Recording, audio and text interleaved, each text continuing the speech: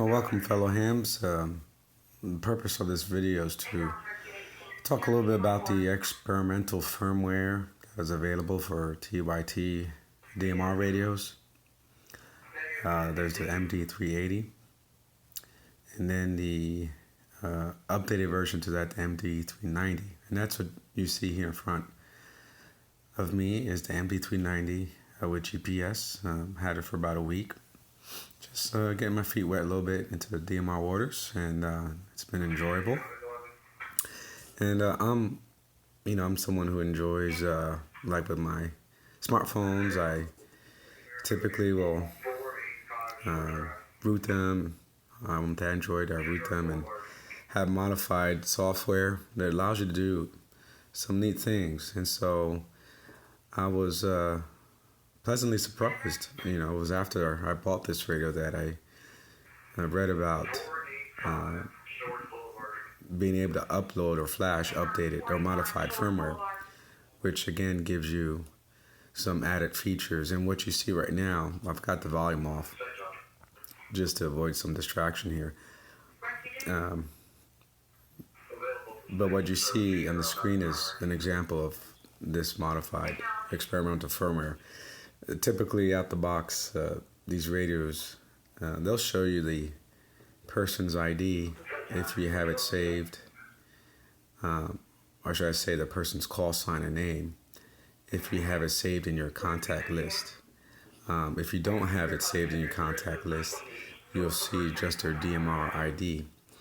But with the experimental firmware, there's another option you have when you flash that. You have the ability to flash all DMR users, registered users worldwide.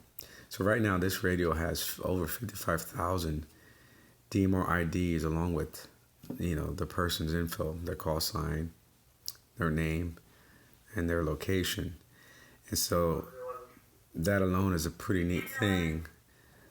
Pretty much anybody who you hear on the radio or the keys up on whatever talk group, local or worldwide, their name and info is going to come up, as opposed to just a DMR ID, just a 7, 8, whatever digit number it is.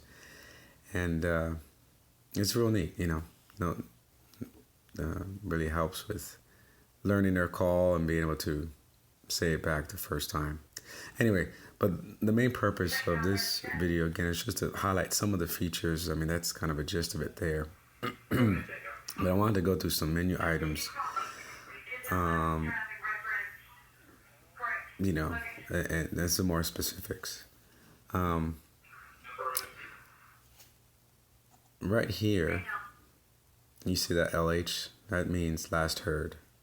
Okay? It says last heard, just like it shows you online on the Brandmaster White website.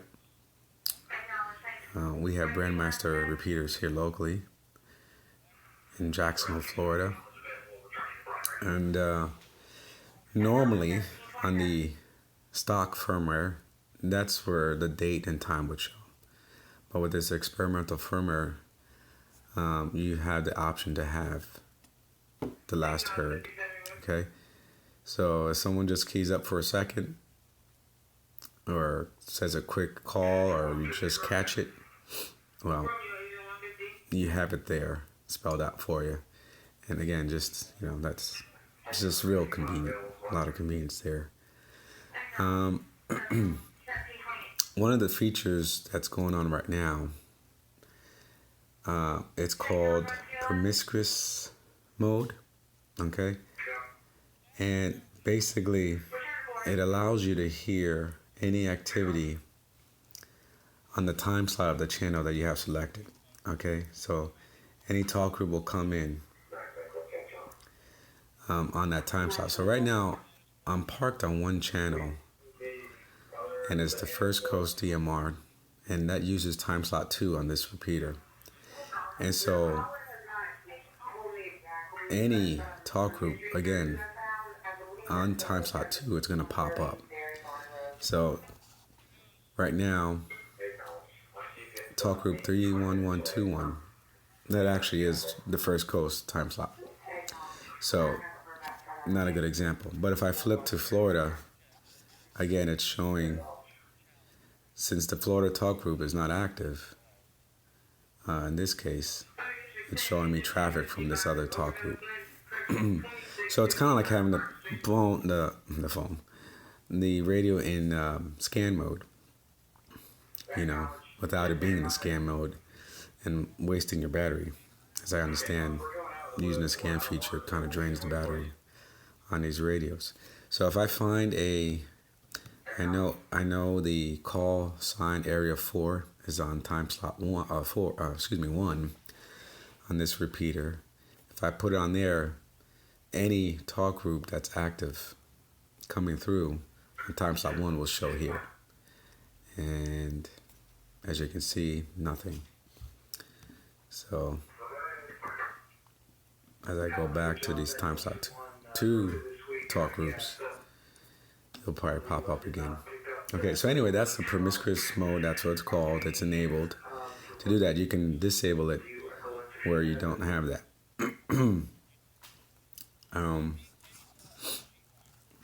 To access the menu, you can't have a talk group active.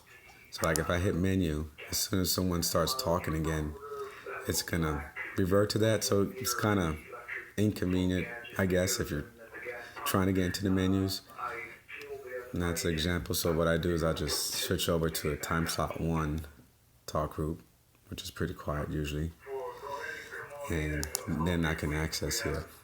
So the main, pardon the code, the main options for this experimental firmware is on the utility,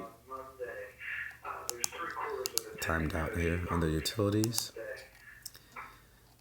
And I'm going up to go to the bottom quickly here. MD-380 tools, okay?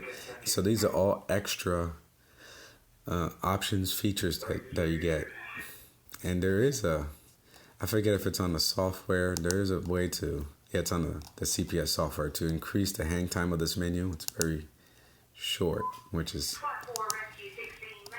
going to be a pain for the purpose of this video. Okay, so Roger beep, I have it enabled. Basically, the Roger beep on the radio that comes with it, it's pretty high pitched. This gives you a softer, not as high tone, a little less hard on the ears, I guess. Boot options, there's kind of a splash screen that comes up with the experimental firmware, no big deal. Date format, these options here is what's stock on the firmware. And then with this experimental firmware, it adds alternate status. And again, that's what allows you to see, instead of the date and time, that allows you to see the last heard. Very, very neat feature. User CSV, so basically with that being enabled and having flashed all the DMR users, I'm going to be able to see people's call signs and names and addresses, those who are registered. So it has to be enabled there after it's flashed. Promiscuous, so I've talked about that. That's that setting. This is neat. You can edit your DMR ID. Typically, normally, you can only edit it on the software. But this gives you an option to edit it on the radio. This way, if you got your friend with you and they want to use your radio and talk on it, they can just enter their ID and so forth, and it'll work for them. Mic bar graph. This gives you a little meter when you're transmitting, kind of let you know how hot your voice level is, and you can make adjustments and so forth. And okay, I'm gonna skip experimental side buttons. Again, that's something you can program with the software, but also now here in the actual radio. Backlight's pretty neat. Basically, the backlight is always on. The low, you can make it where it turns off completely, which is like stock. On stock, you basically have 5, 10, 15 seconds where the light comes on when a talk group comes active, and then the light turns off, which saves battery. But this is kind of neat where you can actually have dim levels where this is always on. I have it on always on at the lowest.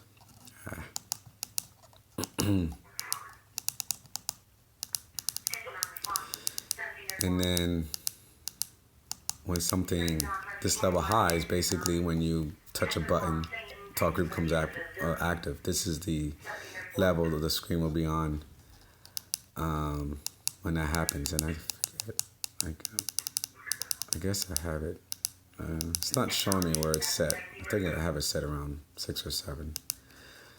And then you have your timer.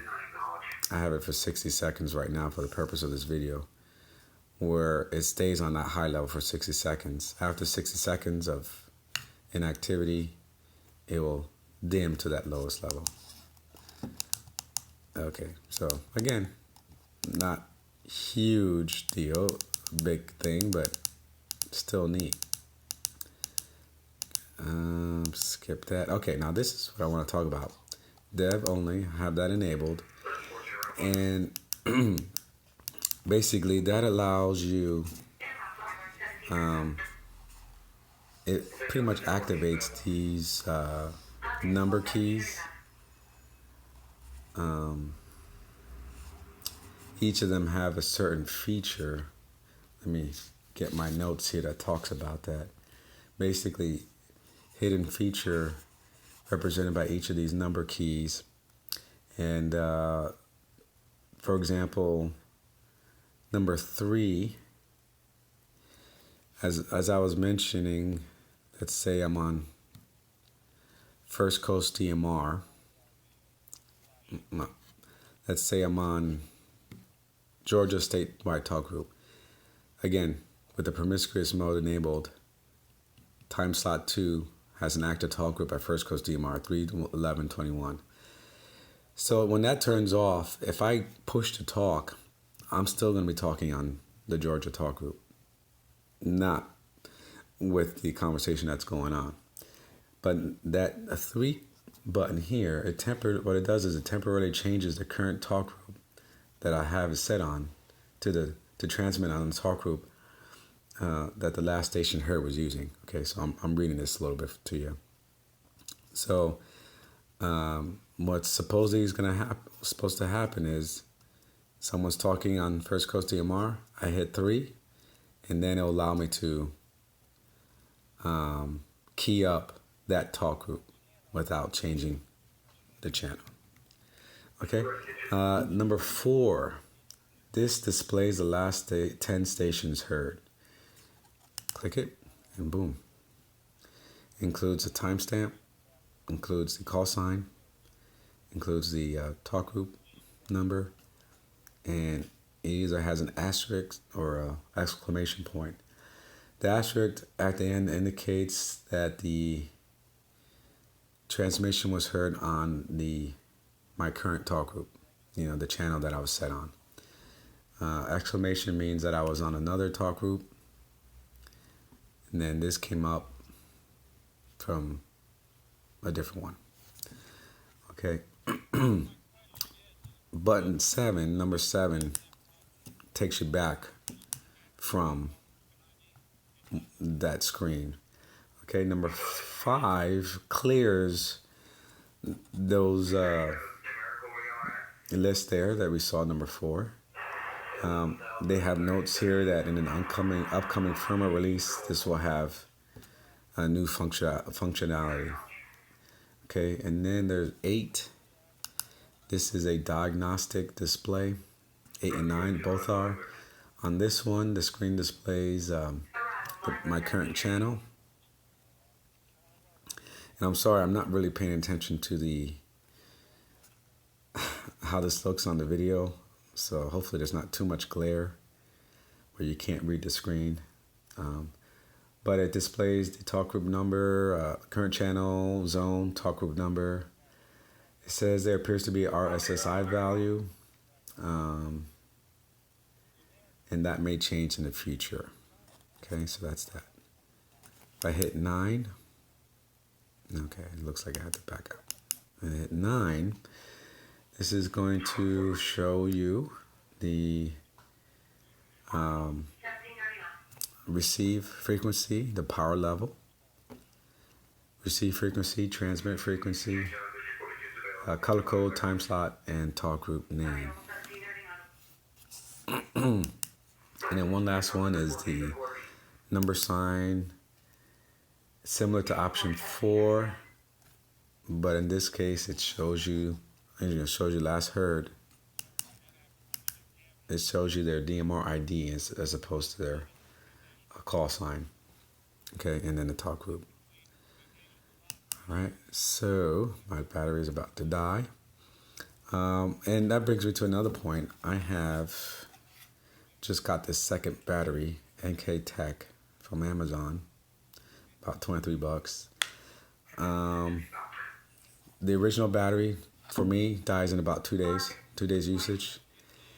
And so that's kind of frustrating, you know, when you're playing with the radio and you want to keep going. So I definitely wanted to get a second battery where I can always have one charged. Okay, and the cradle that comes with this, you can charge it with the whole radio in the cradle or with just the battery. So now I can just pop in that battery. You sent me a video of the scanner. So a little audio on the scanner. Audio quality here. Oh my. Battery's about to die. If you can see trying to get closer. Trying to get me to spend money already. You got your network signal there. Yeah, I opened it up and looked at it, you know. That's an eye. At first, I actually plugged a set of headphones and into that it, and the headphones indicates that the promiscuous feature is on. Again, that allows you to hear any talk group on the time slot of the channel you're parked on. H in the box is the I don't know if you've seen him before. Power level. I've never seen him until he got it for Christmas. And then that's I forget what that is. Year. The crest there. And, I think it's some type of security it runs feature. Off of batteries, and you lay your phone on it. You play music and you lay your phone on it. So that's about it. At this point, I'm just gonna start rambling on. Somehow. But that's really what I wanted to explain, because when I found out about the experimental firmware, I was looking for YouTube information. There's some videos on it, but it wasn't until I found this found a PDF document online that it really kind of went through the features, what they do. It also was a good tutorial on how to flash the new firmware using Windows 10 in my case. You can do it with the Mac as well. Basically, you have a virtual box that you install and use, and a little tricky at first, and then after you do that, you flash all the contacts. So again, pretty neat. So I'm gonna, after I upload this, I'll try to get links to that PDF. It was graciously sent to me by somebody when I requested it, and it made the difference in being able to do this for the radio. Alrighty, well, 7-3s, thanks for you tolerating me and my voice. Is not my normal voice, but just wanted to share that with y'all. 7-3s, good night.